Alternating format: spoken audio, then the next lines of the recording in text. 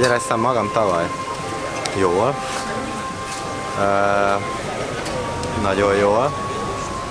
És idén még jobban fogunk magat érezni, mert kitelepül a Lumen is, és napközöni programokat csinálunk, úgyhogy lesz kávé, juice, szörp, jeges kávé, illetve pár DJ-vel készülünk, illetve valamilyen meglepetés programokkal. A egyik legizgalmasabb helyen pont a Kereszteződésben Nagyréten leszünk, úgyhogy nagyon várjuk az idei Colorado Fesztivált, és